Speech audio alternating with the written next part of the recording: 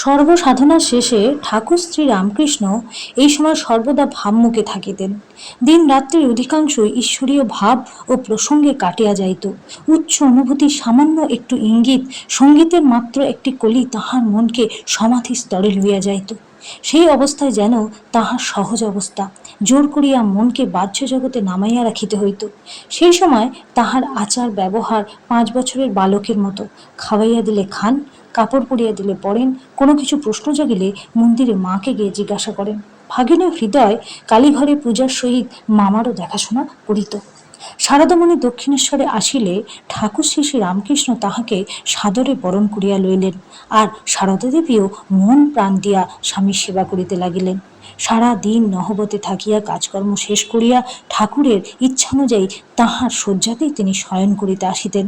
এক চন্দ্রালোকিত রজনীতে পার্শ্বের সুপ্তা ধর্মপত্নীর প্রতি চাহিয়া ঠাকুর তাহার সাধন মার্জিত মনকে সম্বোধন করিয়া বলিতেছেন, মন, ইহারই নাম স্ত্রীর শরীর, উহা গ্রহণ করিলে দেহের আনন্দেই আবদ্ধ থাকিতে হয়। সচ্চিদানন্দ লাভ করা যায় না। ভাবের ঘরে চুরি করিও না, সত্য বলো কোনটি চাও। সচ্চিদানন্দ চিন্তা মাত্র তাহার মন সেই আনন্দে বিলীন হইয়া গেল। দেহ স্থির নিষ্পন্দ। কিছুক্ষণ পরে সারদা দেবীর ঘুম ভাঙিলে ঠাকুরের এই অবস্থা দেখিয়া ভীত কিং কর্তব্য বিমূঢ় হইয়া হৃদয়কে ডাকিলেন। হৃদয় জানিত কিভাবে এরূপ ভাবাবস্থা ভাঙাইতে হয়।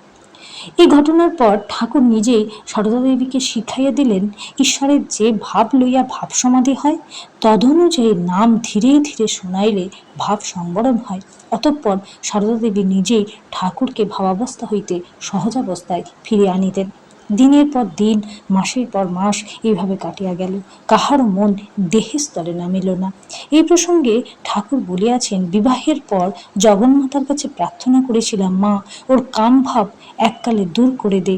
এই সময় একত্রে বাস করে বুঝেছিলাম মা আমার প্রার্থনা পূরণ করেছেন। একদিন ঠাকুর শ্রী শ্রী রামকৃষ্ণের পা টিপিতে টিপিতে সারদা দেবী জিজ্ঞাসা করিলেন, আচ্ছা, আমি তোমার কে? ঠাকুর যেন প্রস্তুত ছিলেন, সুধামাখা ভাষায় উত্তর দিলেন, যে মা মন্দিরে, যে মা এই শরীরের জন্ম দিয়েছেন, সম্প্রতি নহবতে, তুমি আমার সেই মা আনন্দময়ী। ঠাকুরের কখনো ইচ্ছা হইত প্রকৃতি বেশে সাজিবেন, সারদা দেবী তাহাকে বস্ত্রালঙ্কারে মনের মতো সাজিয়া দিতেন ও দুইজনে সখীভাবে ভাবিত হইয়া আপনাদিগকে জগন্মাতার দাসী জ্ঞান করিতেন। সাধনার প্রথম অবস্থায় ঠাকুর সীতারূপ দর্শন করেন। তাহার হাতে দায় মণ্ডকাটা বালা দেখিয়াছেন। হৃদয়ের বাক্সে তাহার কিছু টাকা ছিল। সেই টাকায় ওই রূপ বালা গড়াইয়া সারদা দেবীকে পড়িতে দিয়া হৃদয়কে বলিলেন, ওরে হৃদু, ওর সঙ্গে আমার এই সম্পর্ক। বালা পড়িয়া সারদামণিরও খুব আনন্দ হইল। জ্যৈষ্ঠের অমাবস্যা। শ্রী মন্দিরে আজ ফলহারিণী কালী পূজার সমারোহ। ঠাকুরের মনে জাগিয়াছে এক নতুন পূজার সংকল্প। হৃদয়কে ডাকিয়া ষোড়শোপচারে দেবী পূজার সকল আয়োজন প্রস্তুত রাখিতে বলিলেন। পূজা হইবে তাহার নিজের ঘরে। সারদা দেবীও যাহাতে পূজাকালে উপস্থিত থাকেন তাহার নির্দেশ দিলেন। অমানিসার প্রথম প্রহর অতীত হইয়াছে। ঠাকুর শ্রী শ্রী রামকৃষ্ণ সারদা দেবীকে ডাকিয়া পাঠাইলেন। তিনি আসিয়া দেখেন পূজার আয়োজন সম্পূর্ণ। পূর্বাশ্ব পূজকের সম্মুখে দেবীর আলপনা দেয়া পিঁড়ি। ঠাকুর তাহাকে সেইখানে বসিতে ইঙ্গিত করিলেন।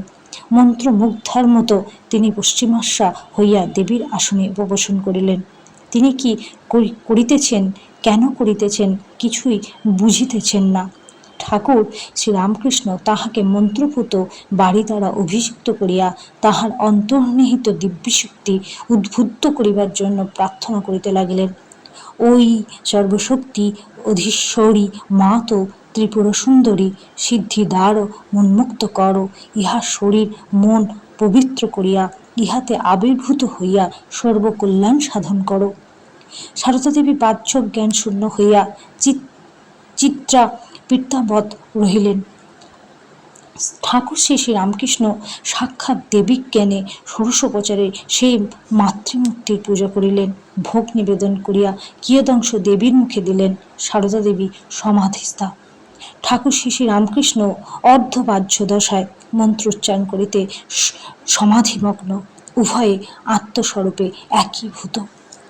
কতক্ষণ কাটিয়া গেল। নিশার দ্বীপ্রহর বহুক্ষণ অতীত, ঠাকুর শ্রী শ্রী রামকৃষ্ণের বাহ্য সংখ্যার লক্ষণ প্রকাশ পাইতেছে।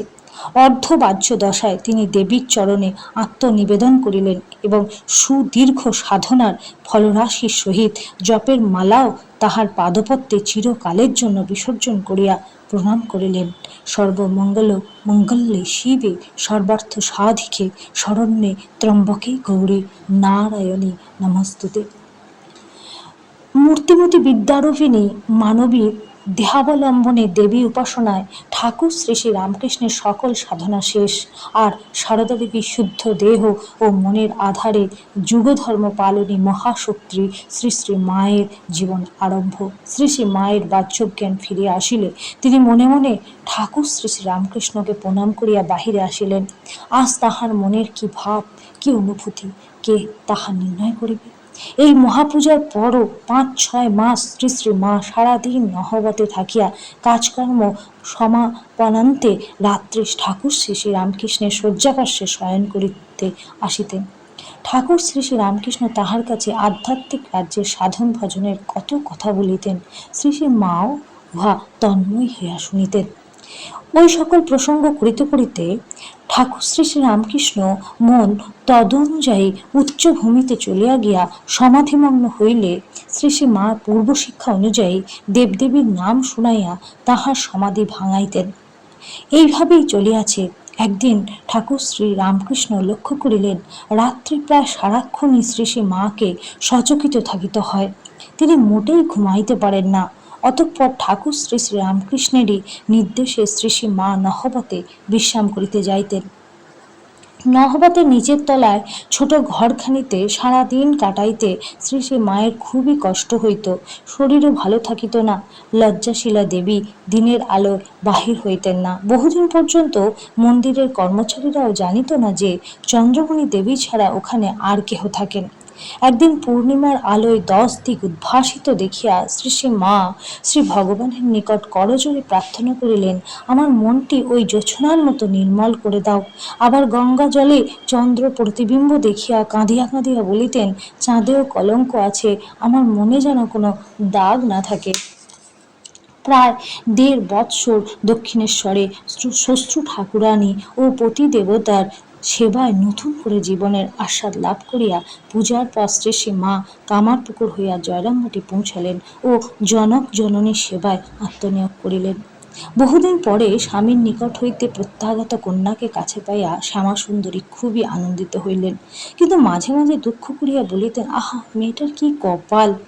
এত বড়টি হলো, এখনো মা ডাক শুনিল না।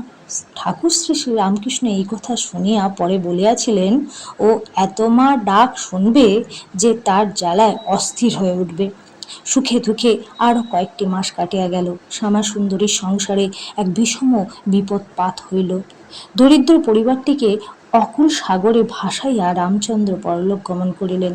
মাতা ও কন্যা একযোগে কত কাঁদিলেন, কিন্তু নিষ্ঠুর সংসারে শোক করিবার অবসর নাই। এতগুলি ছেলে মেয়ে কে ইহাদের দেখিবে, কে তাহাদের মুখে অন্ন যোগাইবে? দারিদ্র তাহার করাল মূর্তিতে শান্তির কুটিরখানি ছাইয়া ফেলিল। শ্যামাসুন্দরীর শরীর বেশ সবল ছিল। তিনি সংসারের সকল দায়িত্ব মাথা পাতাইয়া লইলেন। শ্রী শ্রী মাও এই চরম বিপদের দিনে শান্ত সাহসে তাহার পাশে দাঁড়াইয়া জননীর পরিশ্রম যথাসম্ভব লাঘব করিবার চেষ্টা করিতেন। জমি জমা হইতে যে সামান্য আয় হইত, দেখাশোনার অভাবে তাহাও হ্রাস পাইতে লাগিল। ছেলেগুলি ছোট, তাহাদের কিছু করিবার বয়স হয় নাই। উপায়ান্তর না দেখিয়া শ্যামাসুন্দরী প্রতিবেশীদের ধান ফানার কাজ লইলেন। শ্রী শ্রী মাও তাহাকে সাহায্য করিতেন। তদুপরি ভাই বোনগুলির দেখাশোনা করিয়া এবং সরলা বিপন্না জননীকে সময়োপযোগী পরামর্শ দিয়া তিনি এই বিপদ কাটিয়া উঠাইতে তাহাকে যথেষ্ট সহায়তা করেন।